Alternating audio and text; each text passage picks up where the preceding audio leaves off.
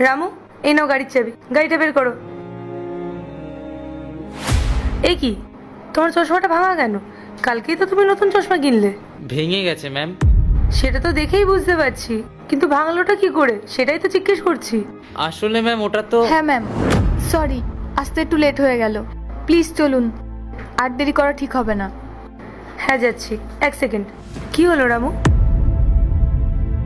চশমাটা কি করে ভাঙলো সেটা তো বললে না। ও কিছু না ম্যাম, হাত থেকে পড়ে ভেঙে গেছিল। আপনি চিন্তা করবেন না, মাসের শেষে বেতন পেলে নতুন একটা কিনে নেব। কিন্তু এখন ম্যাম চলুন, দেরি হয়ে গেলে মিটিংয়ে অনেক সমস্যা হয়ে যাবে। ঠিক আছে চলো।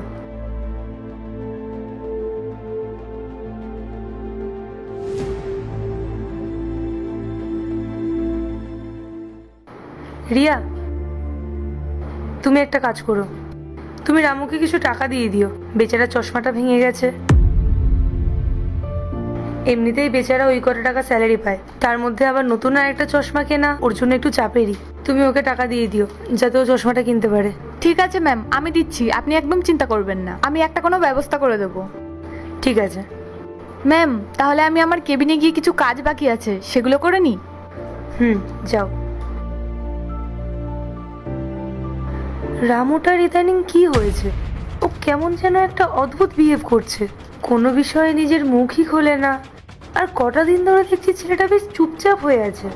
আমাকে ওর সাথে একবার কথা বলতেই হবে, কিন্তু তার আগে একবার দেখি যে আমি না থাকাকালীন আমার পেছনে এই অফিসে কি কি চলছে। এটাই মোক্ষম সুযোগ, এই সুযোগেই টাকাগুলো বের করে নিই।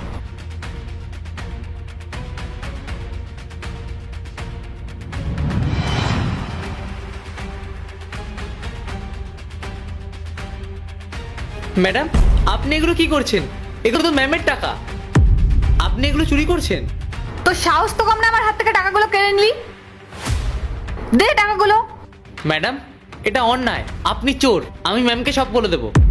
আপনি জানেন, ম্যাম জানলে আপনাকে চাকরি থেকে তো বের করবেই, সাথে পুলিশেও দিয়ে দেবে। একদম চুপ, বেশি কথা বলার চেষ্টা করবি না।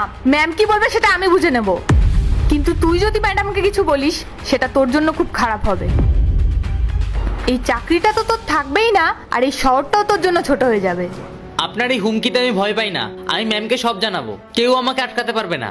তুই এভাবে মানবি না, তাই না? ম্যাডাম, এটা আপনি কি করলেন? আমার চশমাটা ভেঙে দিলেন, আমি এখন কিছু দেখতে পাচ্ছি না।